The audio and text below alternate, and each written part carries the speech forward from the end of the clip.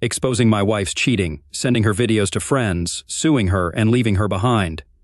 Kim and I first met roughly 7 years ago and quickly formed a close friendship. Both of us were raised in the Midwest, where our devout Christian beliefs placed God above all else, even family. Our Sundays were filled with church visits and hopeful discussions about our future plans. I pursued a successful career as an engineer with promising prospects, while Kim thrived in her role selling accounting software for a prominent technology firm based in Atlanta. Before our marriage, my parents generously gifted me a 3-bedroom house upon my college graduation. With their wealth, they aimed to share their success while still alive, unlike many who wait until after passing away. Mom and Dad found joy in giving during their lifetime. Kim and I exchanged vows a little over 5 years ago, and since then, we've been on an endless honeymoon. Our lovemaking life was vibrant, with passionate encounters at least 4 nights a week. We were viewed as soulmates, much to the amusement of our friends, who were envious of our closeness. Our joy multiplied when we welcomed 2 beautiful blonde twin girls into our lives. After their arrival, our focus shifted entirely to raising them in a nurturing and loving environment. Our lifestyle might be deemed dull by some. We typically dined at home most evenings, reserving Friday and Saturday nights for outings and Sundays for church.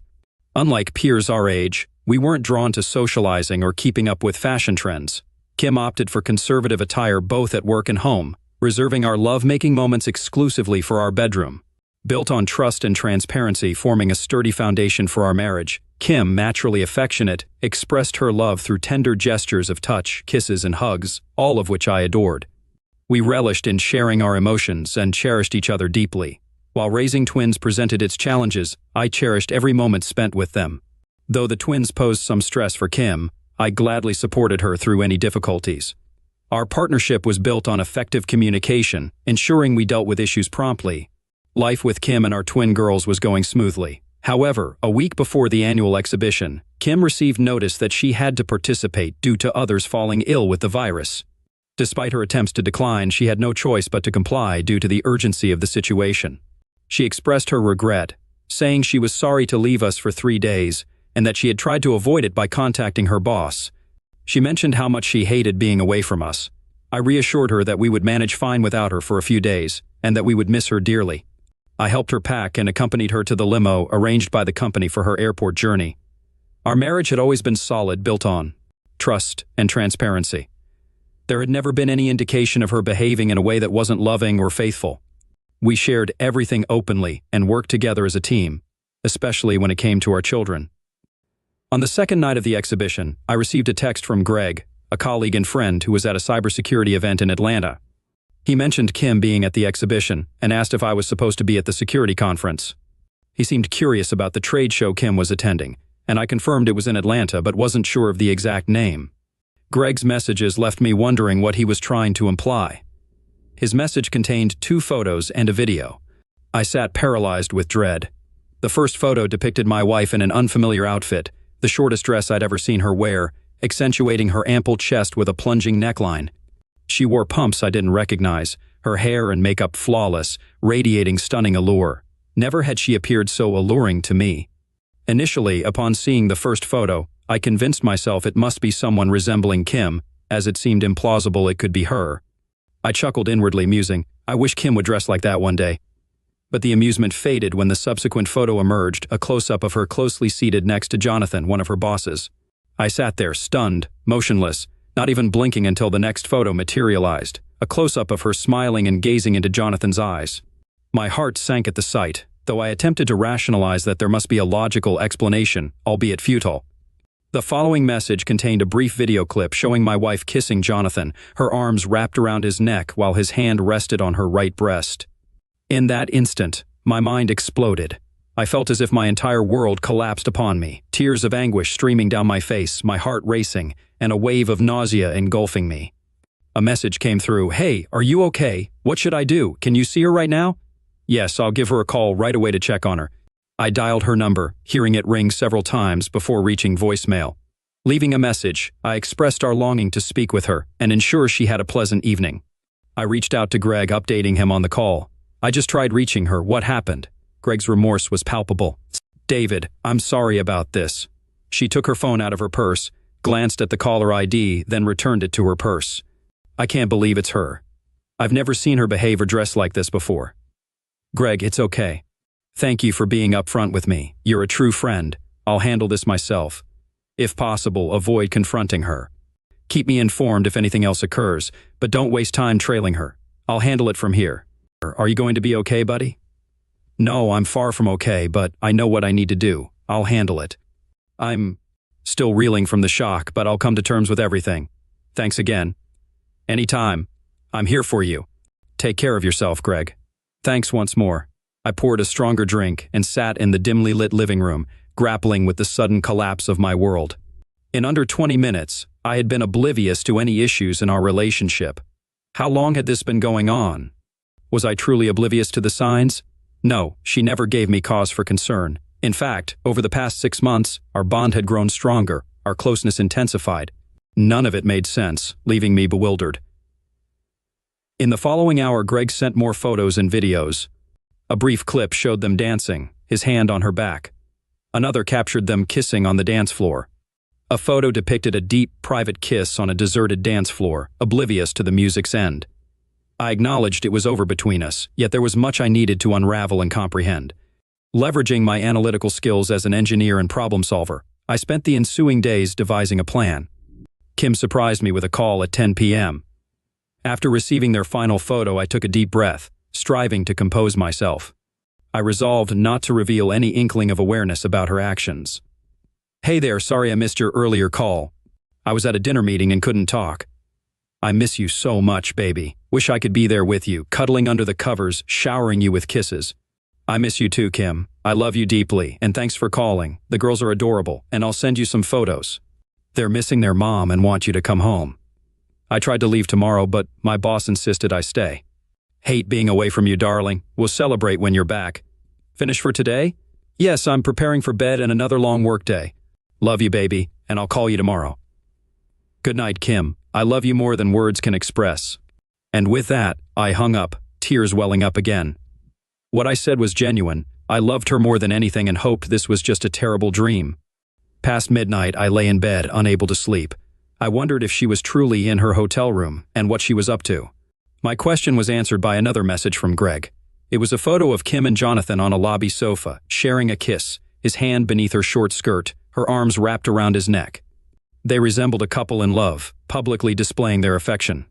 And one last thing, buddy. I'm done for today, but it looks like she's busy. Let me know if you want me to stop. I can easily put an end to this.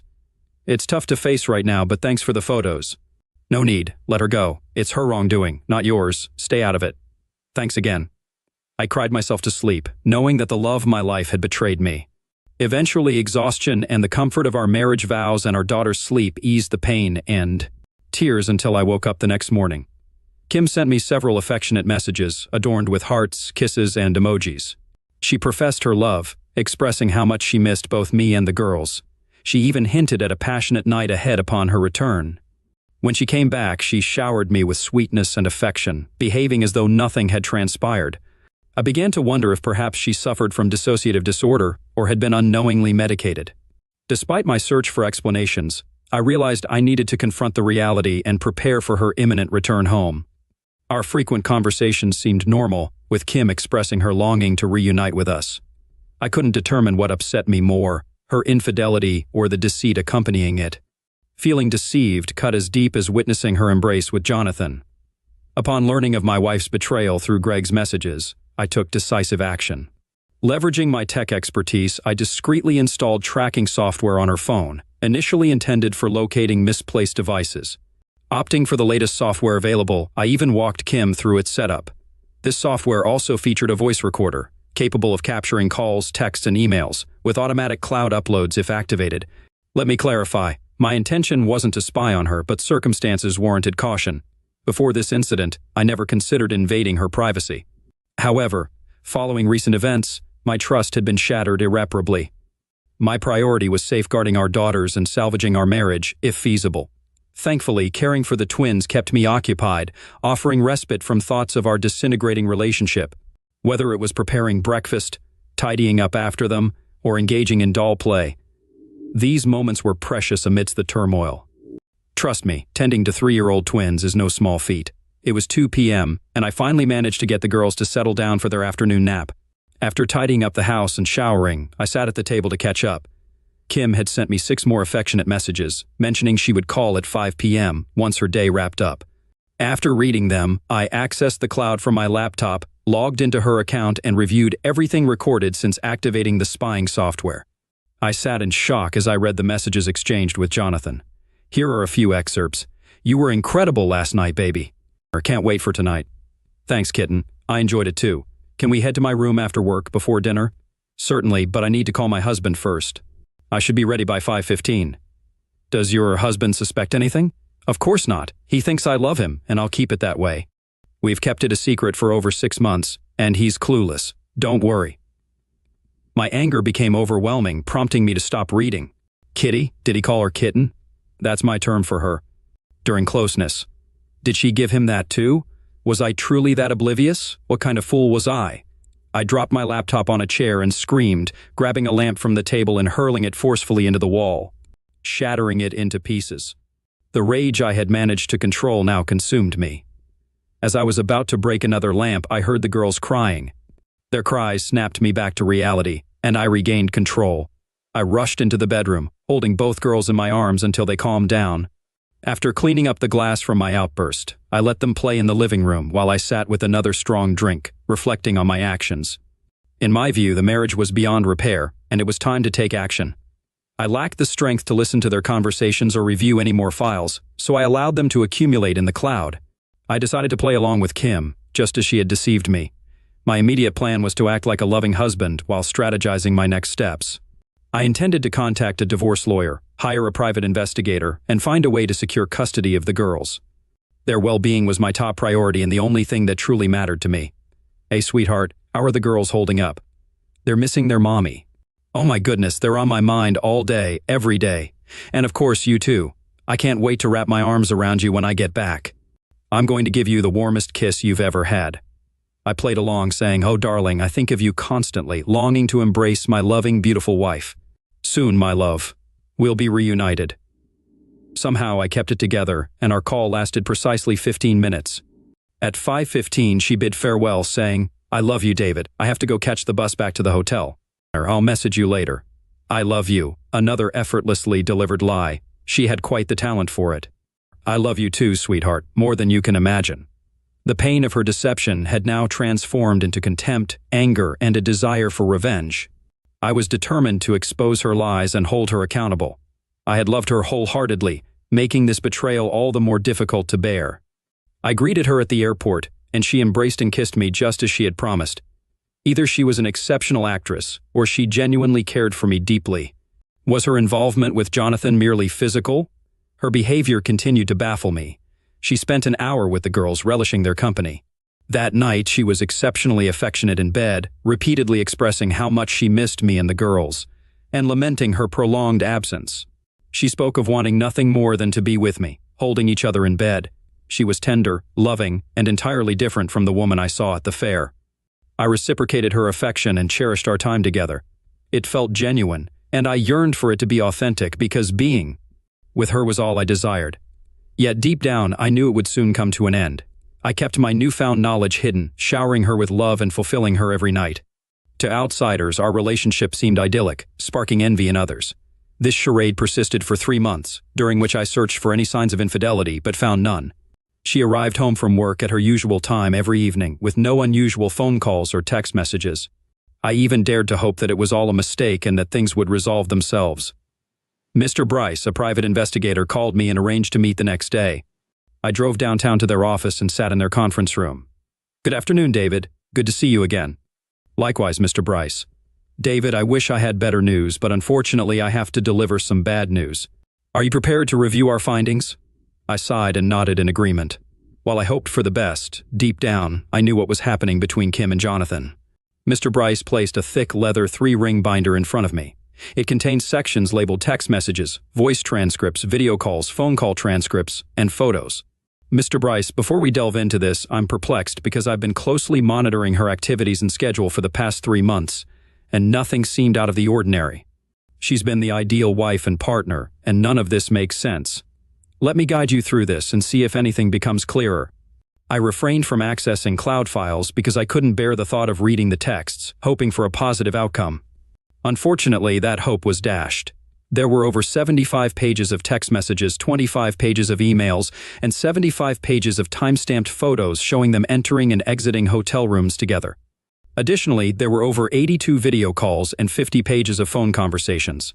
Kim and Jonathan had been visiting a motel at least 4 times a week for the past 3 months, spending an average of 2 hours together during each visit. It appears that for the past month, there have been 2 men meeting your wife 4 times a week. Do you recognize this man? Oh my God, is this Jason Sinclair? Is he the CEO of her company? Are you saying she's involved with 2 men, one of whom is the CEO? I'm sorry to have to tell you this, but based on the evidence from text messages, phone calls, and videos, it's evident that he's engaged in a carnal relationship with your wife. The video call labeled balcony actually captured them in a love-making moment, with him behind her as she leaned over the railing. They seemed unaware they were being recorded. Our high-def video captured close-ups of their faces, and the audio was also recorded. He played the video on the 80-inch screen. There was Kim, my wife, leaning over the railing with her CEO standing behind her. I felt sick to my stomach. I had to step out of the room for a few minutes to compose myself. I returned to the conference room, urging them to continue, as I was now eager to see what my wife had been up to. The video labeled Balcony 2 shows your wife with both Jason and Jonathan simultaneously. I regret having to show you all this, but since they were in public, you can use these videos if you decide to proceed with your divorce and custody battle. I sat there, mouth agape, still finding it difficult to believe it could be Kim. I prayed fervently that it was all just a colossal mistake. David, we've looked into Jonathan Wills and Jason Sinclair. Jonathan has been married for 10 years with 4 young children. Mr. Sinclair has also been married for 25 years with 3 grown children. Text messages reveal that Jonathan introduced Jason into their activities after your wife expressed interest in a triangle of love. It's quite grim, so I'll leave you to review it when you're ready. Here's the folder and a USB drive containing all the files and videos your lawyer will likely need. When I met with my lawyer, she was astonished at the wealth of evidence we had gathered, and couldn't believe there were no prior signs of infidelity at home. Kim continued to play the role of a devoted wife and mother, behaving as if everything was normal. The lawyer outlined various legal avenues based on the evidence I provided, but needed time to explore our options fully, scheduling another appointment for the following week. I instructed her to begin filing the divorce papers as soon as possible. Leaving her office, I felt a pit in my stomach. I knew it was over before these meetings, but watching those videos extinguished any hope of reconciliation. I was still baffled. Who was this woman? Later that evening, after putting the girls to bed, we watched an old movie I found on Netflix called Unfaithful. I heard it was a good film. Let's give it a shot, I suggested, hitting play. Given the film's theme of infidelity, I had prepared for the conversation in advance. During the movie, I casually mentioned a female intern at my office who had been showing interest in me for months. Can you imagine me with another woman? I chuckled. Kim eyed me suspiciously. Really? Who? If I catch you even thinking about being with her, I'm leaving. Got it. You're mine and no one else's, she asserted sternly. Despite my attempts to keep the mood light, she was dead serious. She made it abundantly clear that she wouldn't tolerate any deceit. It was astounding how indignant she was about it, considering her own actions. It was driving me mad. David, why didn't you tell me about her sooner? What's her name? Kim, relax. She's just an intern, a young, flirtatious girl. I've completely ignored her. What about you, Kim? You're the most beautiful girl in your office. Do you mean to tell me no one ever flirts with you? Of course not. They all know I'm married and would never cheat on you. So in our entire marriage, you never entertained the thought of being with another guy? Or did anything like that? Not even a friendly kiss? Have you ever cheated on me? Baby. Her anger flared. Are you kidding me? Did you seriously just ask me that? I constantly express my love for you. I'm always faithful to you, and I couldn't imagine being with another man. You're being ridiculous. I can't believe you'd even think that. I apologized, agreeing with her, and resumed watching the movie. I chuckled to myself, thinking she could have been an actress with how convincing she was. No wonder she excelled at her job. Once things settled down, she leaned against my shoulder again, and I knew it was time. I grabbed my phone, opened the messaging app, and selected a photo of Kim and Jonathan kissing on the dance floor, his hand on her behind. I was studying the photo when she noticed my distraction. What are you doing, David? Why aren't you watching the movie? Because what I'm looking at is more real. What do you mean? I muted the movie and displayed the photo to her. She froze, attempting to speak but failing. I kept my gaze on the photo. Quite the passionate kiss you're giving, Jonathan. Allow me to explain. Where did you get this? You were dining with your buddy Greg Stanton, who spotted you with that guy in the restaurant. He texted me to confirm if it was you or if he was mistaken. Turns out it was indeed you, and he sent me this. Also, gotta say, you look stunning in that dress. I've never seen you in something so revealing. Were you trying to impress your boyfriend? Oh, you have an explanation. I'm all ears, I remarked, placing the phone back on my lap. Baby, we only had one dance and he was intoxicated. After the song ended, he grabbed me and kissed me. What you don't see is that right afterward, I slapped him and caused a scene. I would never allow that to happen. I actually bought this dress for a business dinner, but didn't realize how revealing it was until now. I'm so sorry. I understand. It happens. And that was the only incident? I sensed her wavering confidence and reassured her. Yes, baby, and he won't try it again. The movie resumed, and I reclined quietly, knowing Kim was uneasy. After a few minutes, I retrieved my phone and began playing a video of them sitting on the couch, with his hand under her skirt. She shot me a frightened look. What are you watching now? Remember that night when you called saying you had a long day and were getting ready for bed? Yes, she whispered. It's interesting. I received another text from Greg 2 hours after your call, and this time it was a video. Do you want to see? I asked, hitting play, revealing her and Jonathan kissing while his hands roamed her lovemaking areas that should have been mine alone. I'm eager to hear a new explanation, I remarked, smiling. My anger had dissipated, replaced by contempt, and amusement at her response. Oh, David, I'm so sorry. After we hung up, Jonathan called, saying we needed to discuss an issue with a client we were meeting in the morning. He asked me to meet him in the lobby to prepare. I barely recall this video because I had a few drinks and got a bit drunk. You know how I get when I'm intoxicated. I understand the video looks damning, but nothing happened beyond that. I distinctly recall going to my room, telling him to stop, reminding him I was happily married, and leaving. Nothing transpired. You have to trust me. That's part of the issue, kitten, I said, emphasizing the nickname. I noticed her reaction when I said that and continued. The problem is, I've always believed you, yet in the last 20 minutes you've lied to me twice. Can you understand my perspective? I'm here alone, and the woman I love is kissing her boss in 2 photos, dressed in the most revealing outfit I've ever seen her wear. How do you think I feel? Baby David, I love you. This happened 3 months ago. Why didn't you confront me earlier? Honestly? I wanted to see if you'd come clean on your own. I wanted assurance that my wife was as truthful and transparent as we've always been with each other. But now I see where we stand. Are there any other lies? Are you involved with him? Do you love him? Now I was toying with her, relishing her confusion and performance. She began sobbing, repeatedly professing her love for me. Kim, please refrain from telling me how much you love me. I know you love me, and I still love you, but that doesn't change the reality of these photos. I need answers. Are there other deceptions? I added discreetly, hitting the record button on the phone. David, hear me out. Nothing beyond a kiss happened. I admit I kissed him as you saw, but that was the extent of it. Each time I told him to stop. I'm not sure what Greg saw or told you, but you have to trust me, all right? Stop crying, baby. I trust you, however, I'm puzzled by your attire. You never dressed like that for me, nor do you style your hair and makeup that way. Was it for him? You haven't answered my question. Do you have feelings for him? Are you considering leaving me, Kim? Please, I need the truth. The tears resumed. No, David, my love is only for you. I never want to lose you. Nothing happened, and I'm not sure why I dressed like that. It's unlike me. Perhaps it was because other women were dressed similarly, and I wanted to look as good. I'm not certain. I felt a bit insecure. I can understand that, but why didn't you inform me about Jonathan and your interactions? Since nothing truly occurred and I ended it, I didn't want to upset you. He's my superior, and I couldn't risk losing my job. If anything happened, I would have told you immediately. You understand, right?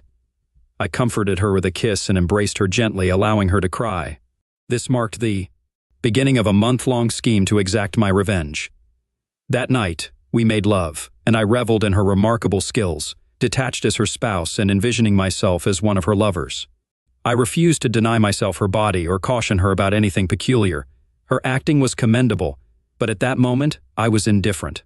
She was more fervent than ever, attempting to convince me of my exclusive place in her heart. This routine persisted for the following weeks. Each night, her performance was flawless, and I simply savored the spectacle. The next morning, I checked the cloud for any correspondence with Jonathan. Predictably, she didn't disappoint. Oh my God, someone took photos of us at the fair and sent them to David. His friend saw me at the restaurant without David. I'm unsure if he's aware, but the video showed us kissing. Damn, now that you mention it, I recall a man with a phone across from us observing, but I didn't think much of it. How did David react? Nothing. I convinced him nothing happened. I intervened. He's unaware I spent the night in your room. I persuaded him it was drinks-induced and made amends. He's easily swayed. A few kisses and good love-making have always sufficed. Be cautious, baby. We agreed to meet there tomorrow at 1 p.m. as usual. Can't wait. Love you, baby. Love you too, kitten. That marked the final message, and I sat silently pondering it all. Undoubtedly, I felt like the world's biggest fool, yet there's a certain satisfaction in revenge. So, I proceeded with determination. However, I took pleasure in observing Kim's antics and awaited to see how many more lies she would spin. Naturally, my first course of action was to tend to my financial affairs, transferring funds, closing accounts, and the like. I opted to keep my primary Visa card active, but slashed the limit to $2,500 to mitigate potential damage. Since Kim remained clueless about my mounting anger, she never anticipated any changes. I confirmed with my lawyer that since the house was mine pre-marriage, I wouldn't be compelled to vacate upon notification. Naturally, I drafted the infamous email containing videos, texts, and photos that I eventually sent to all her contacts, friends, family, and co-workers. Additionally, I crafted duplicate binders from my personal account for Mrs. Sinclair and Mrs. Wills to share in their anguish. These would be distributed simultaneously with notifications and legal filings. I instructed my lawyer to gear up for public civil lawsuits against both Jonathan, her boss, and Jason, the company's CEO. Given the company's prominence on the East Coast, my lawyer relished the prospect of involving the CEO. We planned to propose a settlement before unveiling the CEO and manager's alleged carnal aggravation of employees. Collaborating with child services attorneys, we aimed for full custody and diligently compiled documents for the investigation. Over the ensuing weeks, everything appeared normal. We tended to the children and spent quality time together daily. Our conversations danced around the elephant in the room, leaving the issue untouched. I'm certain my silence on the matter drove her to the brink of madness. The uncertainty of my thoughts must have been agonizing. To further toy with Kim, I posed a few probing questions. So, Kim, has your boss taken any action against you since the fair? Is there something you'd like to share? Having gleaned insights from her conversations with Jonathan, I marveled at her composure in maintaining her facade of deceit. It was amusing to observe her reaction, and now I could even predict when she was about to lie. She responded calmly, stating that nothing had occurred. It felt odd because both of us were acting as if nothing had transpired, which was true in reality. He remained completely professional, and our interactions were minimal due to our busy schedules. I sat there with a wry smile, still astonished that the woman who bore my children and whom I loved could lie so effortlessly. That night, I released the last remnants of the anger simmering within me. I confronted her and took full advantage of her that night. Oh my God, David, what got into you? You're behaving so wildly today. I've never seen you so bold and uninhibited. I enjoyed it. What a whirlwind. I thought to myself, I knew this would be the final encounter before all of this turmoil surfaced the next day, and I intended to take everything I could from my soon-to-be ex-wife. That afternoon, the sheriff entered the office of Tricom International and requested to see Mr. Sinclair. Moments later, Sheriff Clark handed him an envelope. Mr. Sinclair, you've been served. A moment later, Sinclair found himself alone in his spacious office, clutching the envelope with fear gripping his entire being. After reading the complaint repeatedly, he promptly instructed his secretary to summon Jason to his office while simultaneously calling him. Jason, too, had just been served by the same sheriff. He rushed into Sinclair's office, and they both stood there stunned and bewildered. What the hell? How did this happen, Jason? If my wife catches wind of this, I'm finished. This is on you. You assured me this woman would never leave us. Fix this, Jason, or I swear I'll ruin you and your family. Do you understand? Sinclair was not one to be trifled with, a ruthless businessman who had clawed his way to the top of the multi-billion-dollar organization and had no intention of backing down. Jonathan hurried out of his office and waited for the elevator to descend to the 12th floor, intending to speak with Kim. As he traversed the hallway toward her office, he noticed the sheriff approaching from the opposite direction, indicating that he had come from Kim's direction. Bursting into her office, he found her seated at her desk, tears streaming down her face. Overwhelmed with emotion, she was unable to speak. David had shattered her world much like she had done to him months earlier. It took her more than an hour to compose herself enough to articulate her thoughts. Oh, what in the world happened? Or how did he find out about everything? What do you mean? I've just been served with divorce papers. What do you mean by us? Sinclair and I are also being sued and facing a civil lawsuit for our actions. We're unsure of the evidence against us, but there must be more than just the 2 images you saw. You need to convince David to back off, or else Sinclair will ruin us and my family. Oh my God, this is terrible. It's awful. You must go to him and make him see reason. Do whatever it takes to halt this. Head home and address this. Call me tonight if you can and keep me informed. Trembling, Kim packed her belongings and drove home. Her beloved husband and the father of her children was divorcing her. She didn't want a divorce, and genuinely loved David. However, she found herself unable to resist the allure of carnal excitement. She needed to make David understand that she couldn't bear to lose him over this. Returning to an empty house, she found the girls were at David's sister's house, as they were every afternoon while they both worked. She phoned David's sister, requesting she keep the children overnight. Without inquiring further, Katie gladly agreed to take care of the girls for the night. Kim showered, styled her hair and makeup, and anxiously awaited David's return from work. At 6, she heard the garage door open and nervously anticipated his entrance into the house. "Hi, Kim. Didn't expect to see you tonight. Thought you'd be with Jonathan. Oh, wait, he's married with kids. This might get awkward." "David, please, let's talk." She took his hand and seated him beside her on the sofa. Despite the circumstances, she appeared surprisingly composed and more pleasant than usual when greeting him. Expecting this, he played along. "David, as you already know, I was served today, but do you realize I don't want a divorce? I need you and love you. I won't sign these papers. Jonathan means nothing to me. Yes, we had lovemaking, but it wasn't love. I just needed it, and I'm truly sorry. I'll never do it again, I promise." "Oh, you promise? Guess I can trust you now."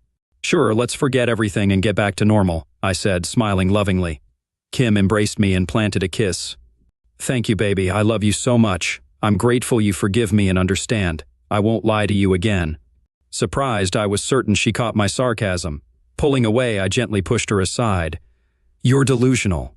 I can't trust you anymore. After all your lies and deceit, there's nothing left. I gave you many chances, but you kept lying, deceiving me, and ruining our lives. I know all about your daily hotel rendezvous with your bosses. Did you really think I'd take you back after all this? Have you even considered the damage you're causing to the girls? I can't turn a blind eye to this." "But you can, and why go after Sinclair and Jonathan? Well, your partners in crime are also CEOs of a multi-billion-dollar company.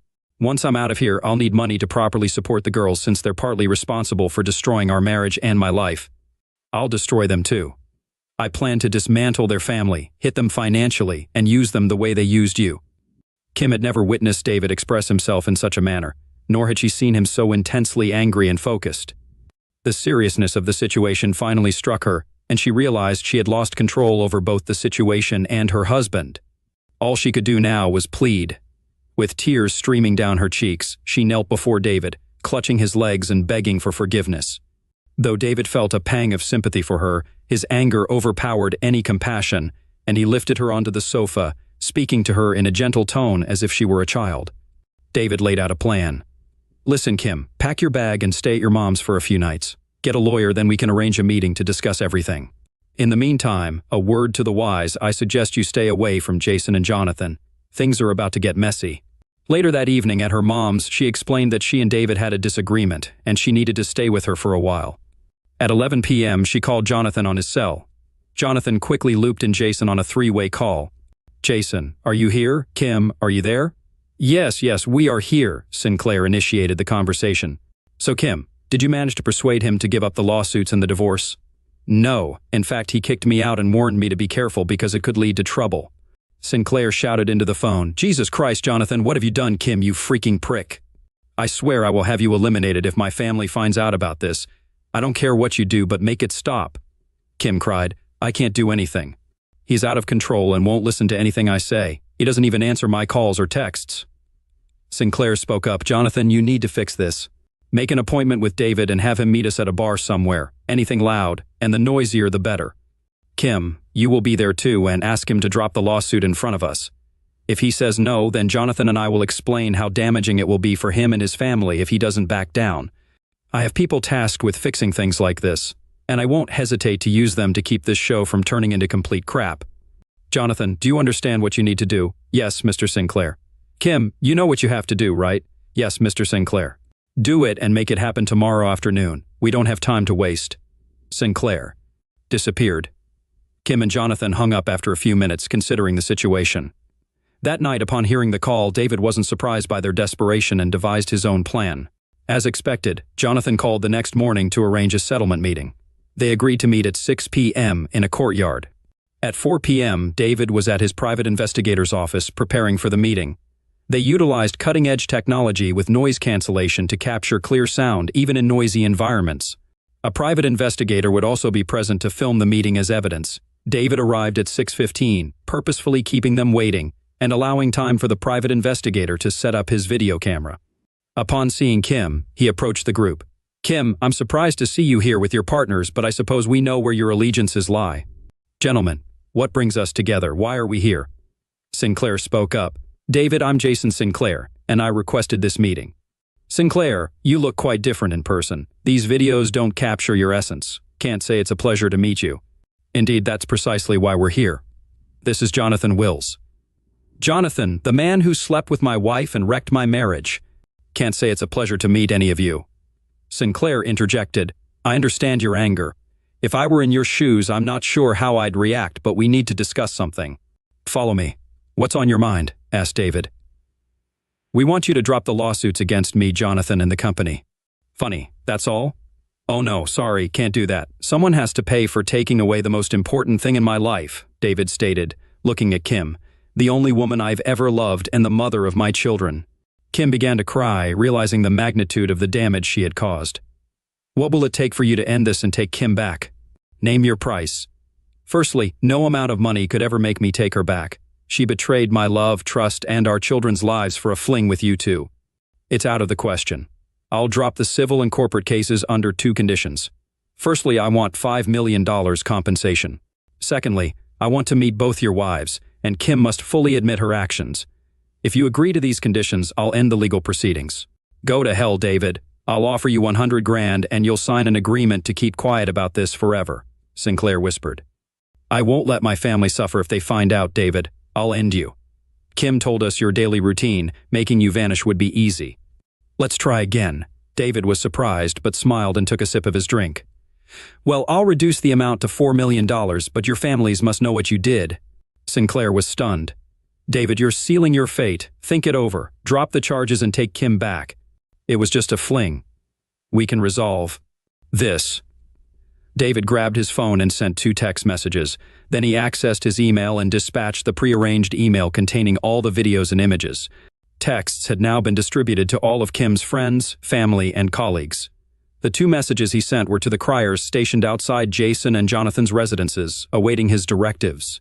The instructions were simple: deliver the package. Within moments, Mrs. Sinclair and Mrs. Wills possessed duplicate 3-ring binders containing comprehensive evidence of their husband's affair, including photos, videos, messages, phone logs, and other incriminating evidence. Sinclair, growing increasingly irate due to David's apparent indifference, erupted in anger. "What the hell, David? I'm speaking to you. What's your response? Are you dropping the charges?" To which David retorted, "My answer to you, Jason, Jonathan, and my wife is, go to hell." Just then, the phones of both Jason and Jonathan began to ring. It was their wives on the line. Sinclair's face reddened, shooting David a glare of fury. Jonathan, visibly shaken, even teared up. Kim, bewildered, questioned David about the commotion. His response was cryptic. "Check your email in a few minutes, and I believe you'll understand." After ending the call with his wife, Sinclair pointed an accusatory finger at David. "You're dead, David. I'll slit your throat and watch you die like a dog." With that threat, he stormed out of the bar. Jonathan, confronting David, uttered a plaintive, "Why? Why would you do this to me?" David was astounded by the question. "Seriously? You've been using my wife, the love of my life and the mother of my twin girls, every day for the past 6 months, arranging trysts with Sinclair, and you're surprised someone would retaliate? Everything I sent to your sweet wife was for her sake, to expose what a depraved beast of prey you are and how you've destroyed countless lives." Kim's phone began ringing as her sister, brother, and aunt called her shortly afterward. They all watched the videos and photos and had numerous questions. Initially, Kim denied knowledge of the situation, but then checked her email to see what I had sent. Her jaw dropped, and she shot me an angry look. "How could you do this to me? You've made it too easy, darling. I truly love you, but it's over between us."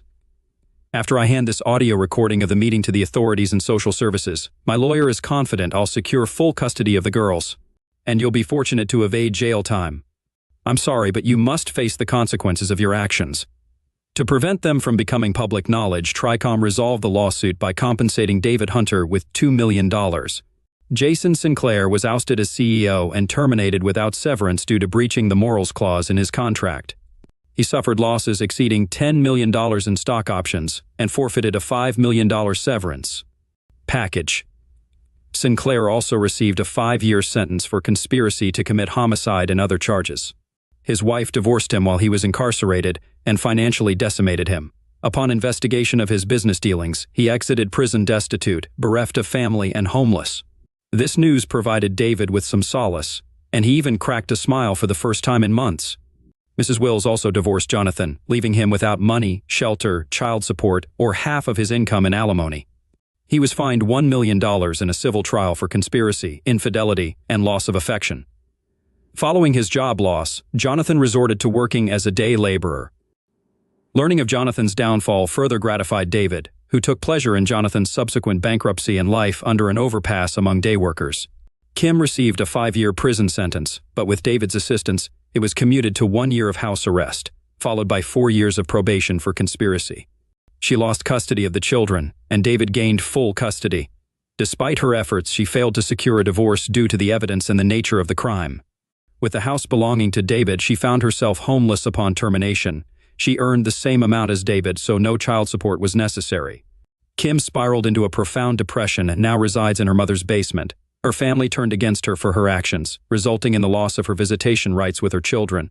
The email I sent with the attached videos and photos exposed a dark side of Kim that no one had recognized before. This had the intended effect, completely shattering the support network within the Kim family. Forgiveness seems unattainable for Kim, even from herself. She relies on medication following 3 self-destruction attempts and has been in and out of mental hospitals for the past 6 months, struggling to come to terms with the lives she contributed to destroying. David now dedicates all his time to his daughters.